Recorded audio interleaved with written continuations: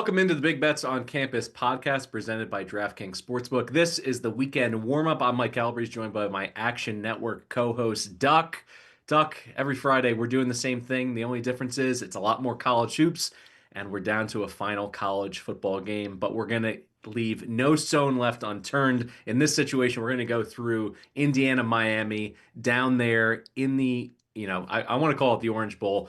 Clearly, it is not. Hard Rock, this is something we got to discuss right off the jump. Is there much home field advantage at all? It's probably going to be a 60-40 situation with IU fans there, but there's so much in terms of storylines that we need to follow. We're also going to give out a side for this, a total prop bets. I got an MVP ticket as well, 60-1, burning a hole in my pocket.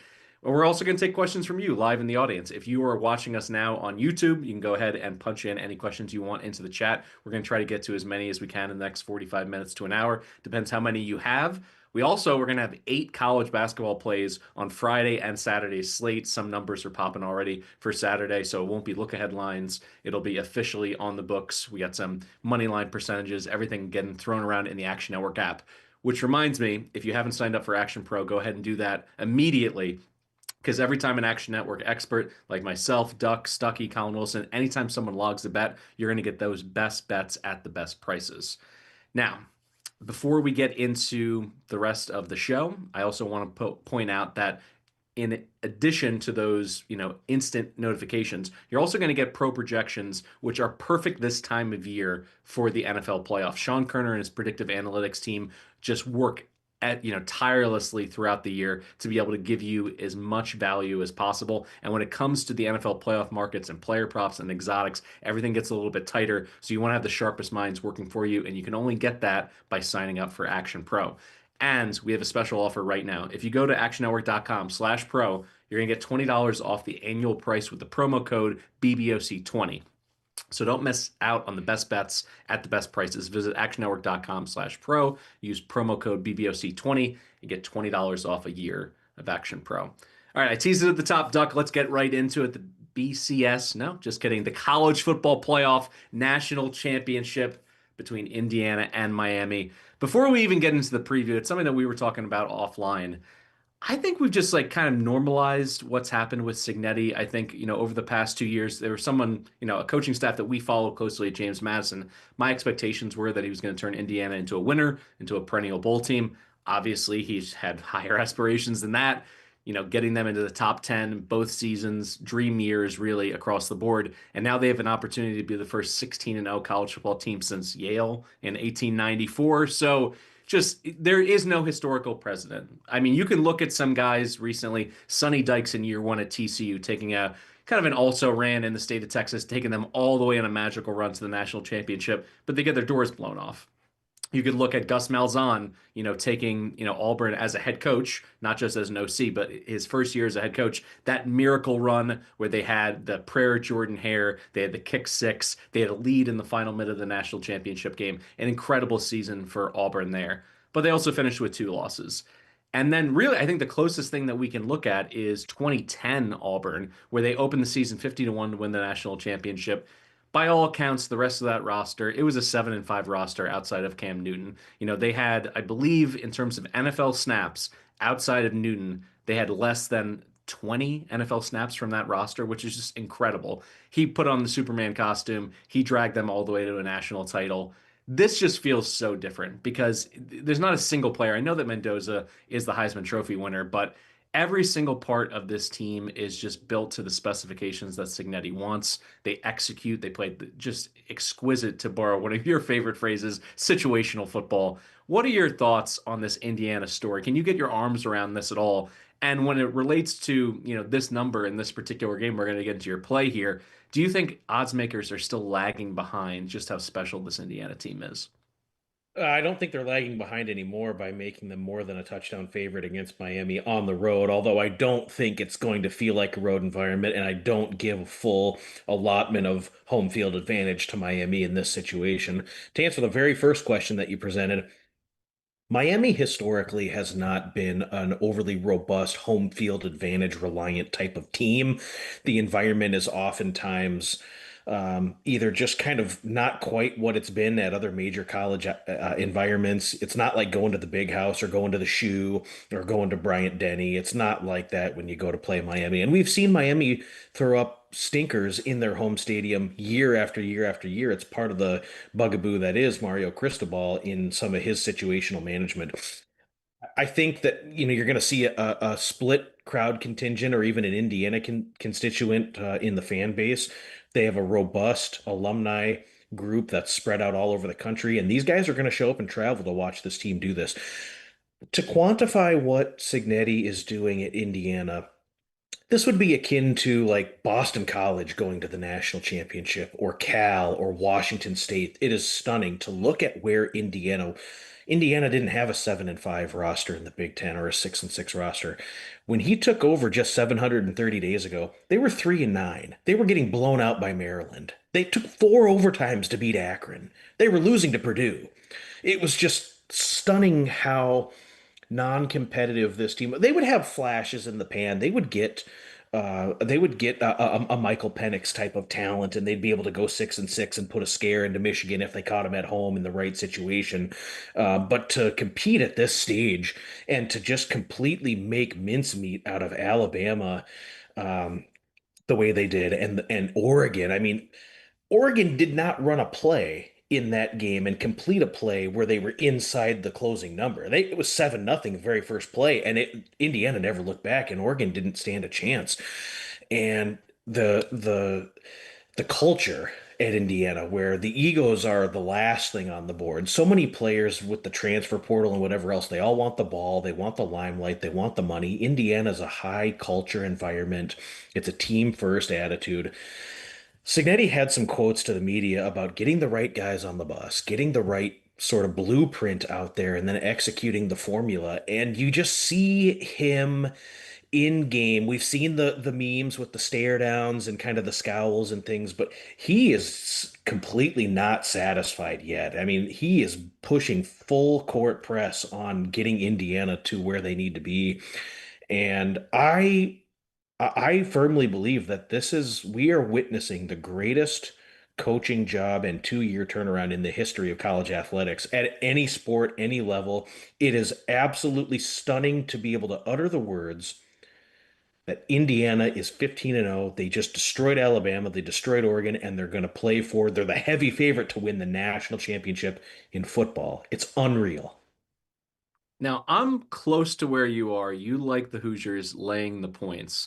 But let me just play devil's advocate for a moment because so much of what makes it difficult to evaluate quarterbacks is pressure. You look at it, I think that's why there's so many swing and miss in the recruiting world at the high school level. Like Quinn Ewers had the same high school recruiting, 5-star, 100%, whatever you want to call it, from 24/7 Sports as Vince Young. Those two guys are on absolutely different planets as college quarterbacks. Not to say that Quinn Ewers was trash by any stretch, but he's not in the conversation with Vince Young. And I think a big reason for it is when you go back and you watch his, huddle footage, when you look at his high school tape, he had all day in the pocket. He knew exactly where he was going to go with the ball. He had, premier skill position players, and he could basically, take time, be able to read defenses. Everything that comes down to evaluating quarterback play, at least in my opinion, the closer you get to high level college football and certainly in the NFL, is how do you handle pressure? And when you look at Mendoza this year, when he was pressured against Iowa and against Ohio State, not only did his play come back down to earth, but their overall offensive ceiling, instead of running away from teams, they got in rock fights. They were able to outlast Ohio State 13-10. They were able to outlast the Hawkeyes 20-15 in a game that required him to make some really big plays in the fourth quarter. So much of that was predicated on double digit pressures from both of those defenses. And now here comes the Miami Hurricane pass rush that is healthy, according to Cristobal. Mesidor, you got Bain, you got Moden in the middle. And Moden, I think, is an incredibly important piece of this as well, because you want to be able to slow down Hemby and that rushing attack and Black. If they're hitting those A gap runs, all of a sudden it opens up everything else for their offense. So let's say the Canes have a B plus, A minus performance out of their D line. How do you think that translates into the game flow? And do you feel as though Indiana, this coaching staff, and how well they've executed down the stretch here, if they're going to be able to overcome the absolute strength of this Miami team? Well, I mean, look, there's no doubt that Miami's pass rush has been the strength of this team all season. They lead the country in sacks with 47. They're seventh in tackles for loss with 96. I was a little bit surprised that these guys could not get home and get Trinidad Chambliss on the ground in their last meeting in their last game against Ole Miss. And that lack of being able to finish the job and really corral him allowed for Chambliss to make plays, extend drives instead of having a sack, which would have resulted in a punt. We're picking up a first down, and now we're in scoring position, and that really came to a head the last 7 minutes of the fourth quarter when we saw the Plinko board light up 25 points in that last stretch. I just don't know if Miami is going to completely be effective in their pass rush. When I look at Indiana's offensive line, this has been a real buttoned up unit all year. Sixth per PFF in run blocking grades, 14th in pass blocking grades.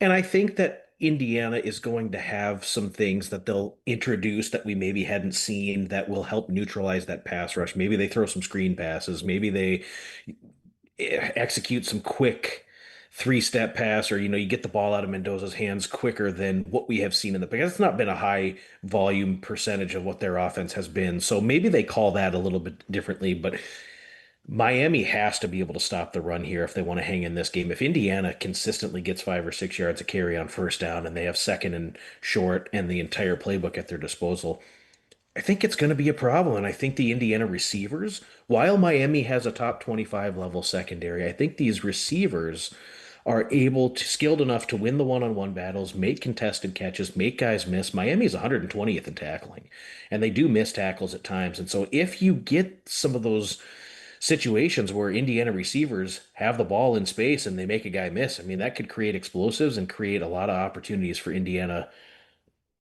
to get down the field and score. I just wonder if Miami is then going to be able to counter because their offense is so methodical. They've struggled at times, not only creating explosives and moving the ball, but just at times getting first downs. Look at their first two playoff games against A&M and M and Ohio State. They could barely get a first down in the first half of those games. And so, with Indiana's defense being what it's been all season, there's very, very little weakness. There's very little chink in the armor with Indiana's defense. So, I wonder, I think the pass rush is going to have to play their best football of the season to be able to really rattle Mendoza and get him off of his mark. But with a little extra time to prepare, I would imagine that Cignetti has this offensive line really prepared for anything Miami's going to throw at it. One of our first questions here from the YouTube chat, cheating allegations, any thoughts? No, no way.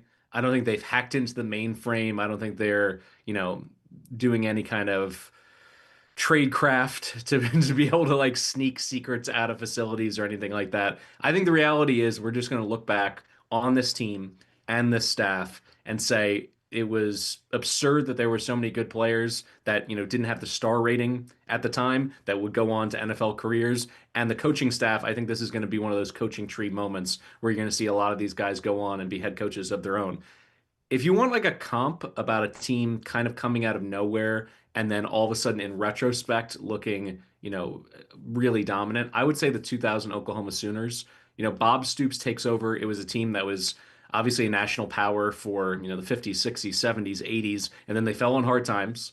They were absolutely a whipping boy, getting beat up in the 90s until Stoops gets there. And then when you look at his staff, Mark Mangino was his offensive coordinator. Brent Venables was his co-defensive coordinator, and they were just able to grab so many players that were perfect fits. And then they go to the national championship game against a team from Florida in the Orange Bowl, and they win 13-2.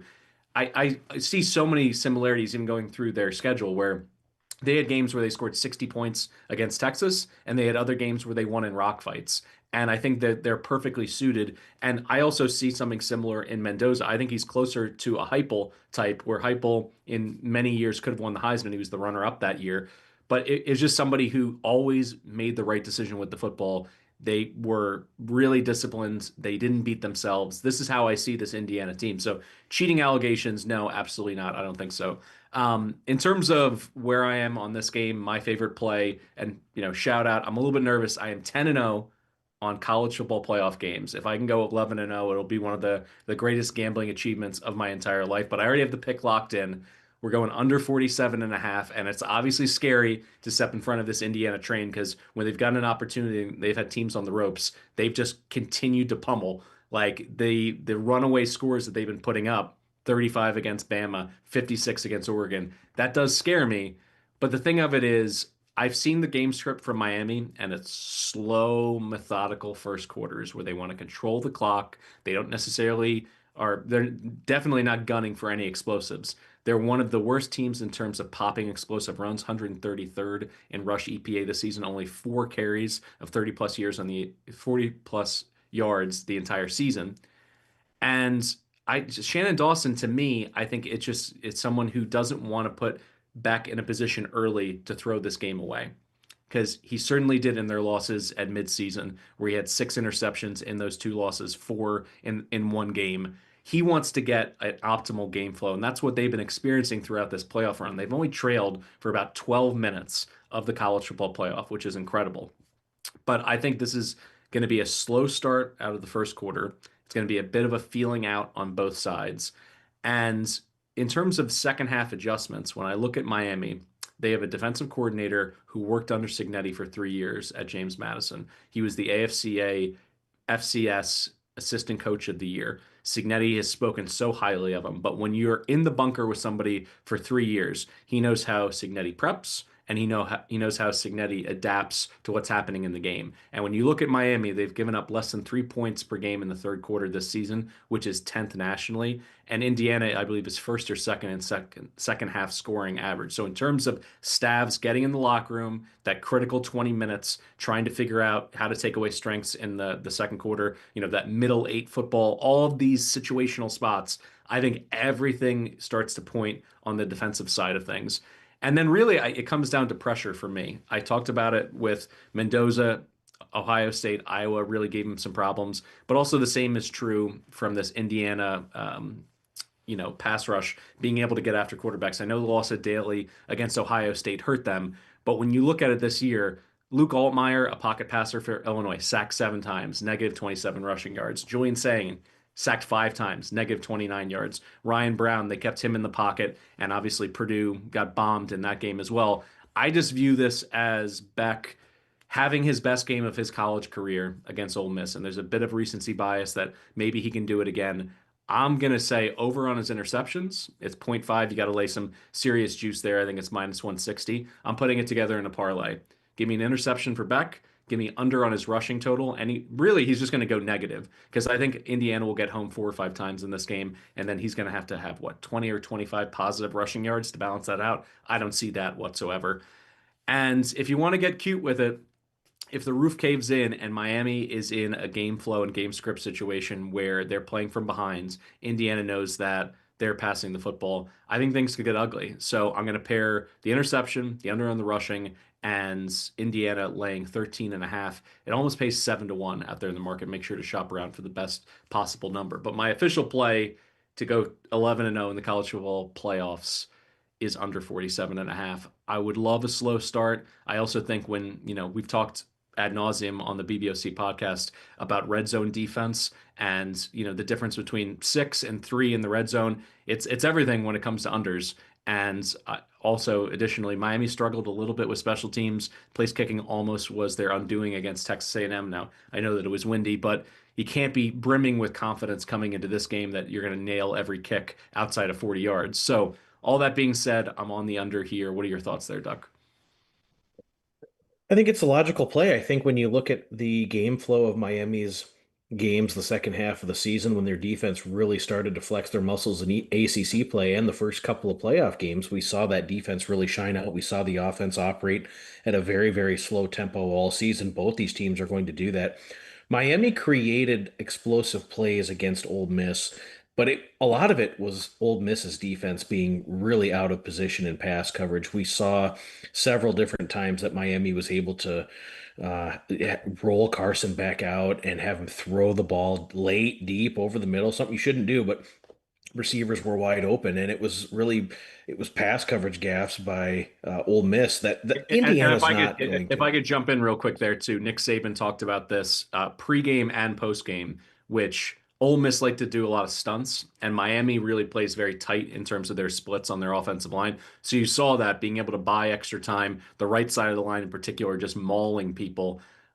Indiana, I don't think that they're going to have to, do some of those things in terms of the trickery, the stunts, the movement on the D line to create that pressure because they consistently did it throughout the year when they know where the quarterback's going to be. It would be a different conversation if this guy was really mobile and someone who could throw off platform, but that's not necessarily Beck. I mean, we all saw it. He looked like the Tin Man rolling out on that deep throw to Marion, where everybody was going, no, no, no. Yes, okay, he's open by 15 yards. But I agree with you. If there's situations where he's on the move, throwing across his body, that is playing right into Indiana's hands.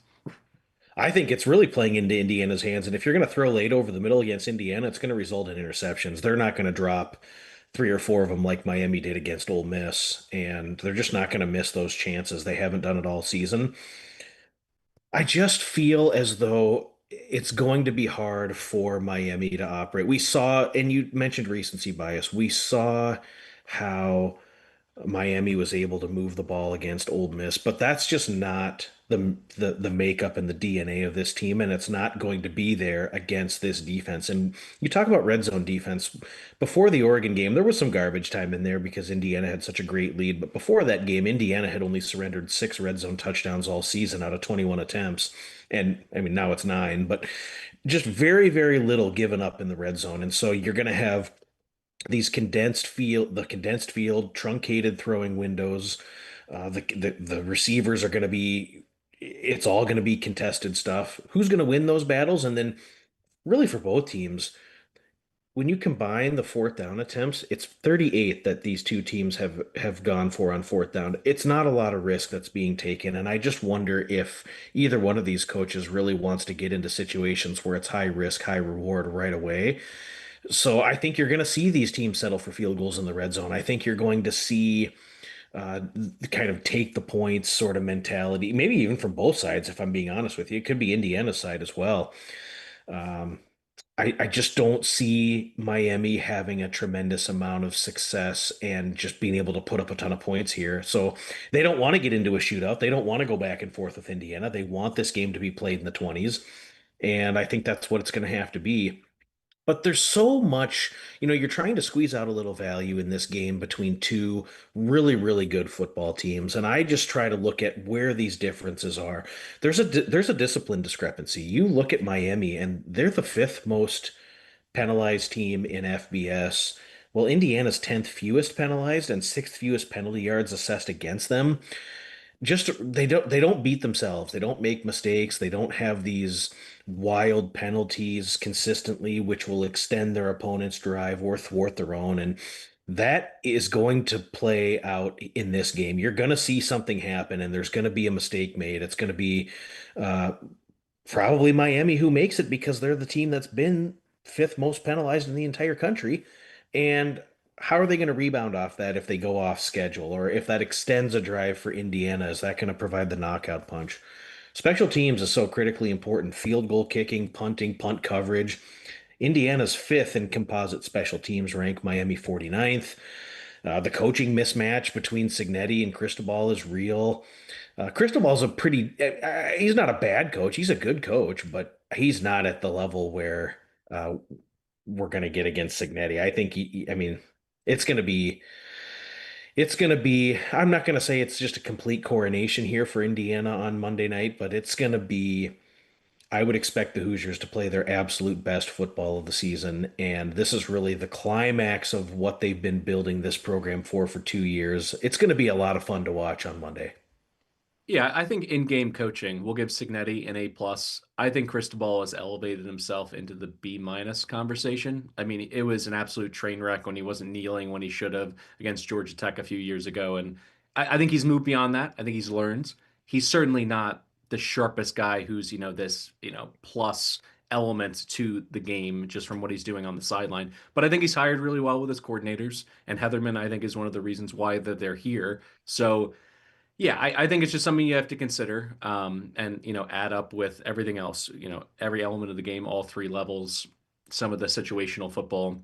Miami has shown flashes of getting it done in crunch time, and that's another piece of it where Miami has played in close games. I know that they beat Ohio State by 10, but they needed a touchdown late to put that one away. They've handled the pressure. They handled the late game pressure on the road at Texas A&M where nothing was working offensively. It seemed like they were snake bit. They're missing all these field goals in a game that they otherwise dominated, and they still were able to get in the end zone at the end by putting the ball in their playmakers' hands and Tony's hands. So all those things being said, I think there's a chance for this game to be close in the third quarter, and I'm hoping it's close in terms of a rock fight. Now, let's give out some other exotics and some MVP tickets as well.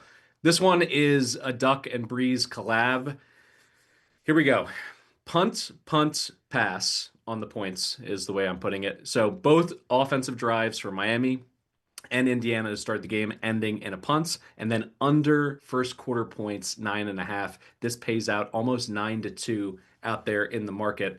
And when you dig into it, as I talked about it, Miami has struggled in the first quarter, really dating back to their regular season finale against Pitt. They've scored all of 6 points in the first quarter across those 4 games, and their first drives have resulted in punt, punt, punt, field goal attempt. So I feel pretty good on that side. It's really just can the Miami pass rush bother Indiana and force a punt on their drive? I think that's where this thing will sink or swim. What are your thoughts on that one, Duck? Well, I mean, I think it's really some good value. If you parlay those together, you're getting 4.5 for 5-1. And I wouldn't put it past Miami's defense to show up and have a plan and be able to at least have their impact on the first couple of series of the game. We saw Indiana's first series against Alabama end in a punt. Kind of got a little wonky for Oregon, when they threw that interception, first play of the game, and then Oregon goes right back down and scores, and then Indiana has to respond. I don't know that we'll see it play out necessarily that way, but Miami, outside of their most recent game against Ole Miss, has been really a good trending first quarter under and first half under team.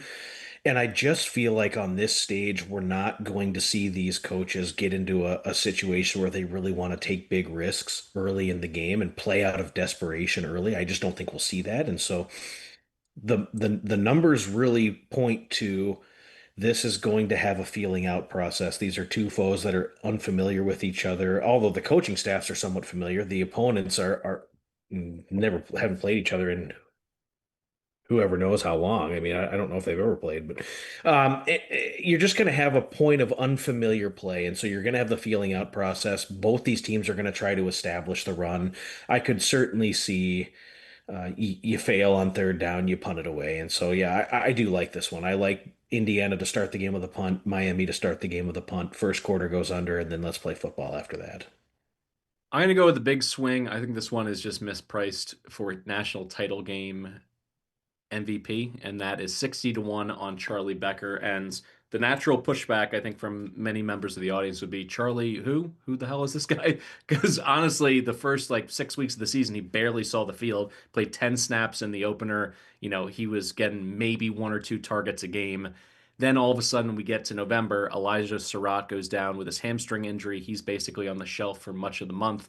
And everybody thought EJ Williams was going to be the one who's going to get that target share and just get a lot more balls thrown his way. Well, instead, it's Becker stepping up, and he's just really, I mean, every single element of the expectations coming in for a guy like him with such limited work as a sophomore, he's exceeded them. And I think that helps with the narrative of potentially, being a surprise MVP in a national title game. You look at his work against Penn State, 7 receptions, 119 yards. The following week against Wisconsin, breaks the century mark again with the touchdown. He's already got 2 touchdowns in this college football playoff run.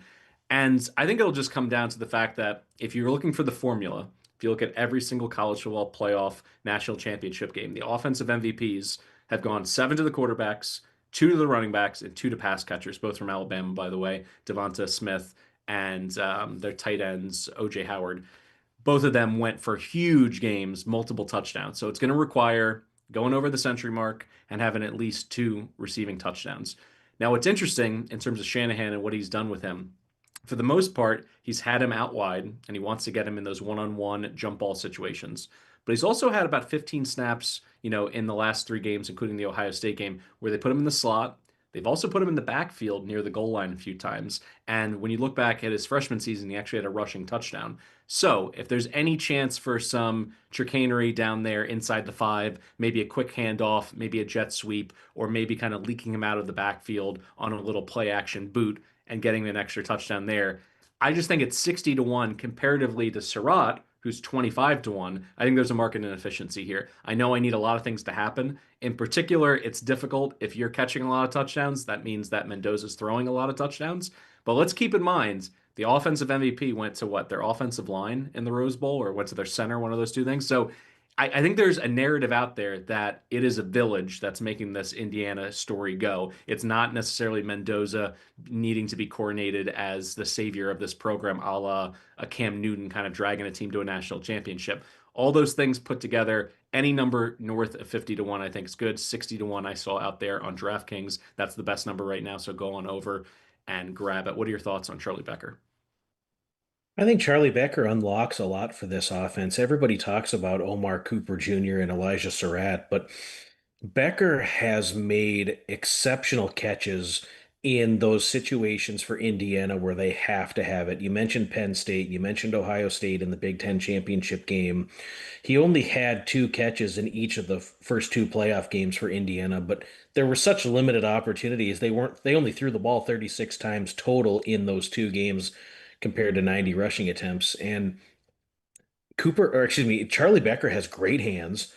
He's got a big catch radius. He goes over the middle at times and makes those tough catches. And he just is a guy that is very reliable. I think in a situation for Indiana, and they're going to face it in this game where they've got to make a play. They got to stay on the field. They got to get into scoring territory, get out of your own end zone, whatever it is. Mendoza trusts Charlie Becker to come up with those catches just as he does the other two guys. And so I think it's really a nice element to see him emerging and gaining trust with Mendoza and being used in these high pressure situations. I gave it on the podcast that we had drop yesterday. I like him over 2.5 receptions in this game. I think he is one of those guys that can really have a breakout game. Everybody expects the usual suspects, but I think Charlie Becker is a guy that can really make his mark on this national championship game. So 50 to 1, 60 to 1 on MVP. I mean, the guy could have a couple touchdown catches and really be the difference. And they could do a couple of things strategically with him around the goal line to try to get him the ball down there inside the 5 yard line. So I don't hate that at all. I think that's a good look there. All right, before we head over to college hoops, let's go through the injury report real quick. Always something to keep an eye on. According to the Miami Herald, Cristobal said edge rusher Akeem Mesidor is in great condition after banging up his elbow in the fourth quarter. Ahmad Moden Sr., full throttle in practice, so he's good to go. OJ Frederick Jr. is good to go, despite only playing 5 snaps against Ole Miss, and that's critical because we have, Xavier Lucas is suspended for the first half Out. of this game, which is just absurd. I went back. A lot of emotions going on at the end of that Ole Miss game, so I wanted to make sure that I wasn't looking through, tinted glasses where I was clearly on the Miami side. Caden Lee makes a catch. He's stumbling. He's falling down. He's a moving target at full speed. Lucas comes in to tackle him to secure it. Once he's going down into the tackling motion, it's a moving target. And he didn't blow the guy up. The guy didn't get hurt. Yet they call targeting, they uphold it, they throw him out of the game, and they suspend him for the first half of this game, which makes Frederic's return so critical so they don't have to go too deep into their too deep in the secondary. It's just ridiculous. I think this is a situation where they need to go like college basketball flagrant one, flagrant two, or if you want to have it be a little bit more morbid, like it's a manslaughter versus murder situation. Like at the end of the day, the guy didn't get hurt. And I think if it is a malicious hit that we can all agree on, and the guy is knocked out of the game, I have no problem kicking a guy out of a game to do, apples to apples. But in this situation, the value of losing someone in the national championship game is so outsized in terms of a punitive situation. This is just absurd. Hopefully, this doesn't burn Miami. I think they have enough depth. I think they're healthier. In terms of their secondary as well, I want to say that who was it? I think it's Brown has been practicing as well, so there's a chance he's going to be back. If they're dealing with a full deck, that's what we all want to see. Indiana is rightfully the favorite here by nearly 10 points, 8.5, 9 out there in the market.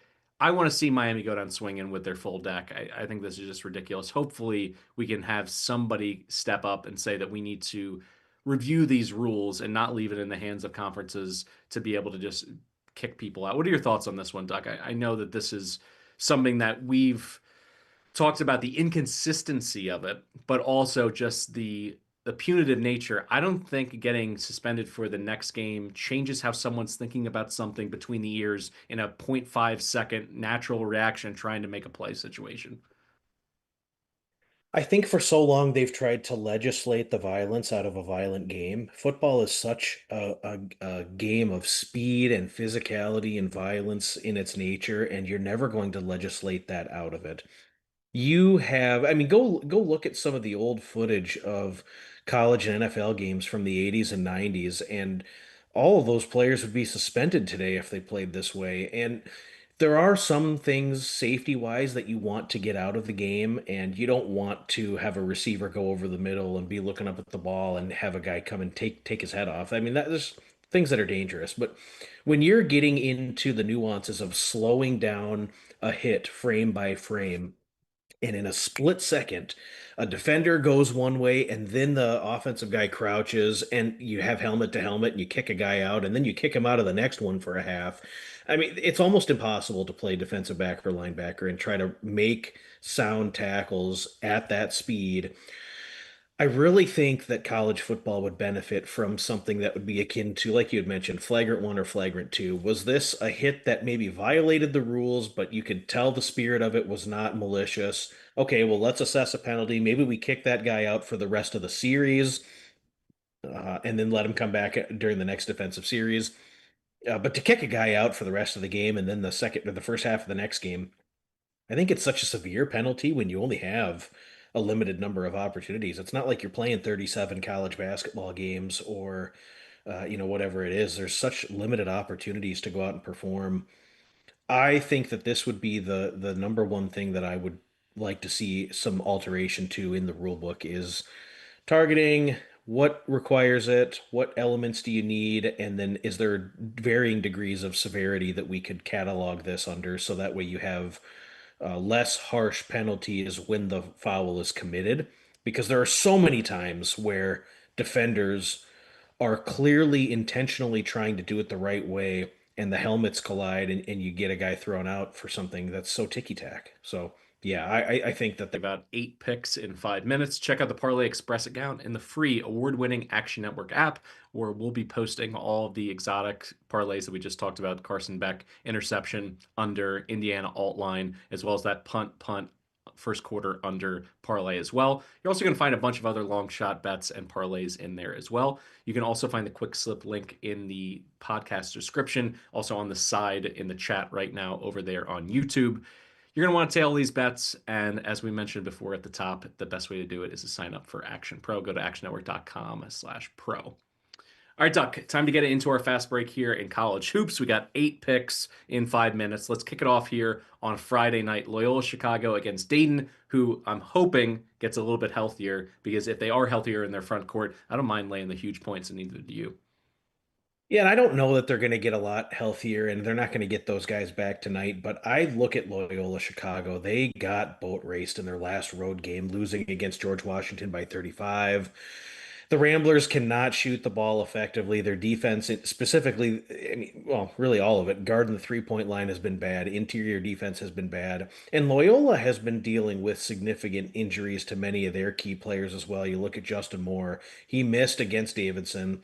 He tried to come back, played just 8 minutes against George Washington, missed again against George Mason. It's not going to be good offensively if he's not out there. KD Dodson missed the last 2 games due to injury. Xavier Amos, he has scored a lot of points in his time in college basketball. Was really expected to be a key player for the Ramblers, has only appeared in 5 games. There's just no continuity in the roster for Loyola.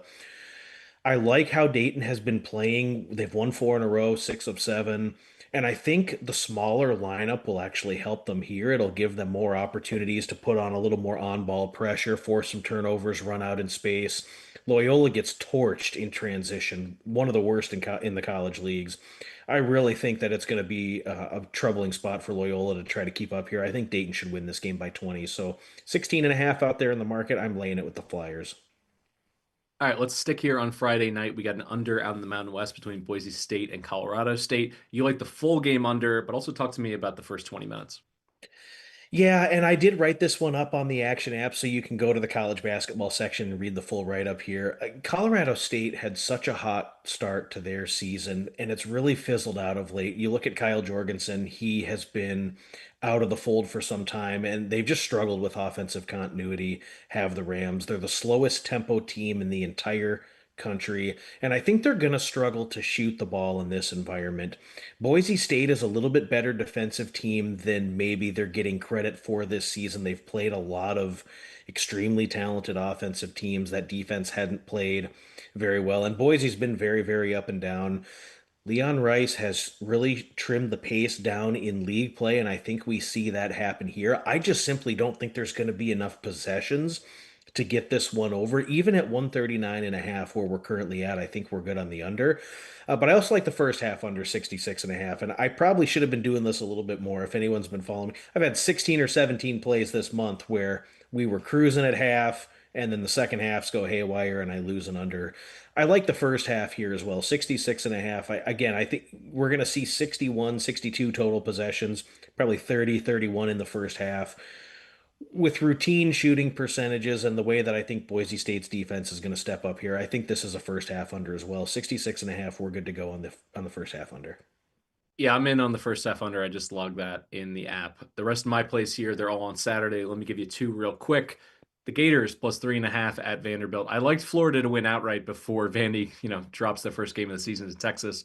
I think it ended up moving this game by about 2.5 points. I'm still going to take the points with the Gators though, because they've shown me, their ceiling against elite teams. They got a 1 point loss at Duke, which I count that as a quality loss, with a capital Q, and then a 4 point neutral site loss to UConn where they were up with under 8 to play. They also, they've been elite as a rebounding team really for years, and this year continues. I think they're going to be able to hurt this Commodore team on the glass. They don't give up much on the inside because of that height. They just need to avoid one of those 15 three-pointer nights from the doors, and I think they're going to be able to get over the hump here. We also need to acknowledge for a moment Vanderbilt's schedule to this point. 133rd conference strength of schedule. Overall, their net SOS is 35th. Florida's is 5th. I think they're battle tested. They're coming off a national championship, and it's rare that they get to play a bit of a we're underrated card. But I think that's where they are at this point in the season. Duck and I were talking pre-recording. If this team made it to the second weekend, made it to the Elite Eight, I wouldn't be shocked at all. So I think that they are more battle tested. And this is a Vanderbilt team that hasn't played in a sweaty, tight late game situation since mid-December. I think that could hurt them if this is a one possession game in the under 4 minute timeout. So I'm going to go with the Gators here plus 3.5. Another road dog. I like St. John's catching a 1.5 in South Philly. Critically not on campus on the main line at Villanova. They're playing at, I believe it's now with the Xfinity Center. It's always Wells Fargo to me. And in those spots, you're going to get more of a mix in terms of a crowd. If Villanova's playing on their campus, it's going to be, 95% Nova fans. In this case, I think there's going to be a decent amount of St. John's fans who are going to take, the Amtrak down, or at least, the quick drive about an hour and a half to South Philly. Zooming out on the game, though, let's talk just on the hardwood. Villanova went from a complete tire fire under Neptune to a team that I fully expect to be dancing with a pretty good seed this March. Willard was the right hire. He immediately has them organized, disciplined on both ends of the floor. They run actual sets. They just look like a grown-up operation. But St. John's has the tempo to shake him up. Zuby is playing like a Big East Player of the Year candidate at this point, if not the leader in the clubhouse. They got 4 or 5 guys who could lead them in scoring on a given night, which is a little bit different than what they had last year.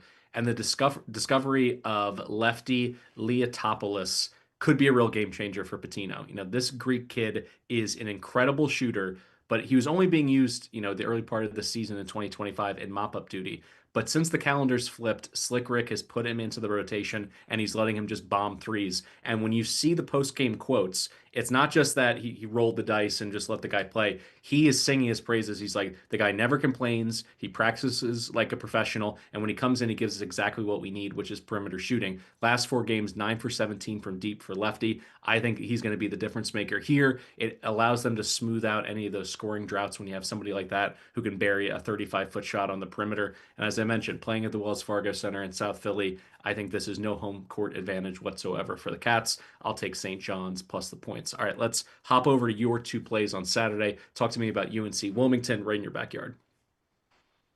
Yeah, I mean, just look at they're playing Campbell, projected spread, UNC Wilmington -7 or so. Campbell's interior defense is just way too soft to contain the Seahawks. I don't know that UNCW has played their best basketball up to this point. You got guys like Patrick Wessler, Nolan Hodge, Madison Durr, Christian May. There's just so many options, and the length of UNCW should create some problems for Campbell here. Campbell's defense stinks. 335th in effective field goal percentage. They can't defend the three-point arc. Defensively, the Camels should get torched here. I look at UNCW, they're 23rd nationally in effective defensive field goal percentage. They do guard the rim well.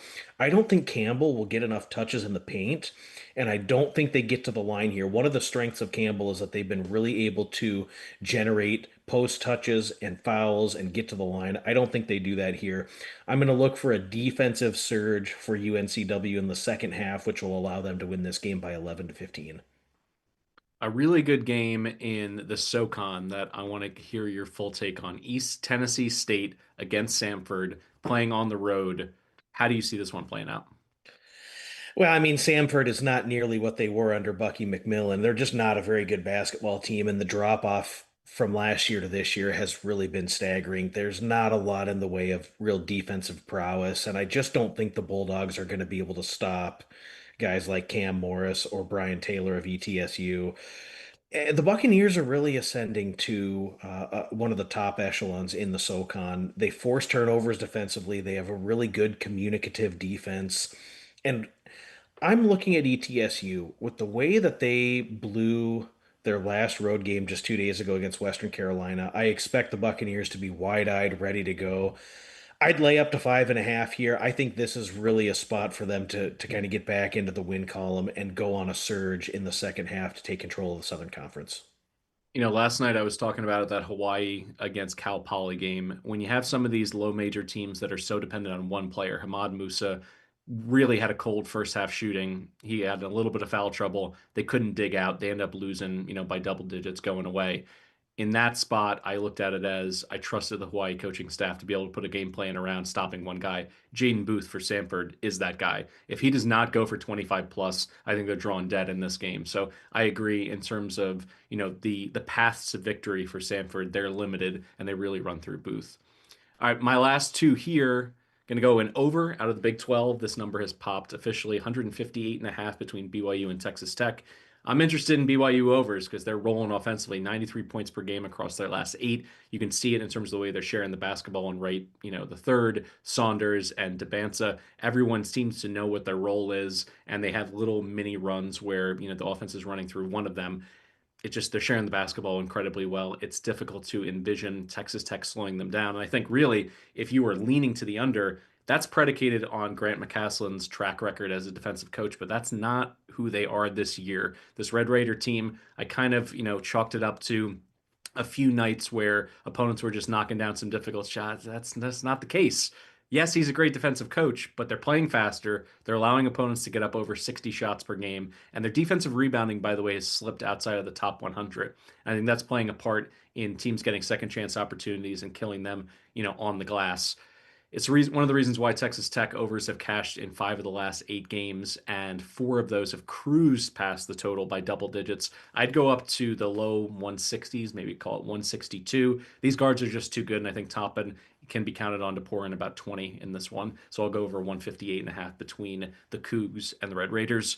And to close it And out, doesn't it kind of feel too? Doesn't it kind of feel with BYU that I was on the under in BYU's last game? They had played in the Holy War. They had to go to Utah, real spirited game there. And I was a little bit inclined to think that maybe BYU was going to have a little bit of a slower start coming back home playing TCU. Jamie Dixon's TCU team is still a pretty formidable defensive group. Kind of feels like they got that offensive stinker out of the way here and they're set to explode here against Texas Tech. So I don't hate that over at all. I think that's a good look. my last one here on the card for Saturday, the official line hasn't popped yet, but St. Mary should be catching points at Santa Clara. This one is pretty simple. This is a system bet for me, one that I just always circle. I've always been a fan of Randy Bennett, and I like the way that his teams play. I like the way that he built his roster. Murakus is, somebody that you can certainly hang your hat on. They have two legit 7-footers in Wessels and McKeever, but I always circle games where Gales are catching points about one possession or less, so in that 1 point to 3 point range. If you look back at the last 5 years for Randy Bennett, 7-2-1 against the spread in these exact situations where he's catching one possession. It's always an auto bet for me. It's going to continue to be. I think Santa Clara is a very good game. I just think this is one where their pace, they go at a snail pace, they execute in the half court. I think this is going to be an opportunity for them to beat them on the glass, to make every single bucket difficult for Santa Clara. And if I can get 2.5, great. If it's 1.5, I'm still going to pull the trigger here. Anything else in terms of your card that you had targeted? No, I'm still looking. There's 140 games on Saturday, so we're going to be diving in all night on the college basketball card and getting some plays loaded in the app. That Santa Clara game is interesting though. A couple predictions have that total at like 158. That seems pretty high. I don't know. I That know seems that we know. way too high to me. I think it's correlated. It's like if you like St. Mary's like I do, they're going to win because they're going to slow the game down. And if Santa Clara dictates the pace and they're playing, kind of wide open basketball and sharing the and getting open looks, then yeah, it'll probably go over. So I think there's one way to kind of package that together. If you can get like plus 240 on an under and St. Mary's plus the points or to win outright, I think that's a good look. I think that's the look I might look to is let's go St. Mary's on the money line and we're gonna pair that with the under. I think that's a total. If it comes out 157 and a half, 158 and a half, that's a hair too high here. So yeah, I think we might look at that. Appreciate you as always, Duck. That's going to do it for the weekend warm up under the Big Bets on Campus banner presented by DraftKings. Thanks for tuning in. Don't forget to download the free award winning Action Network app and leave us a 5-star rating and review wherever you listen to the pod. Also, go ahead and if you're watching on YouTube, subscribe, like, comment. It helps with the algorithm. And now we're just really moving full steam into college hoops. We're going to have Stucky back in the mix as well. We got the three-man weave on Thursdays. We're going to be dropping shows with Duck, Christian, Ojakjian, and myself. And then we're going to have the live shows back before you know it, where we're going to hit up everything on Saturday mornings to give you access to those expansive cards.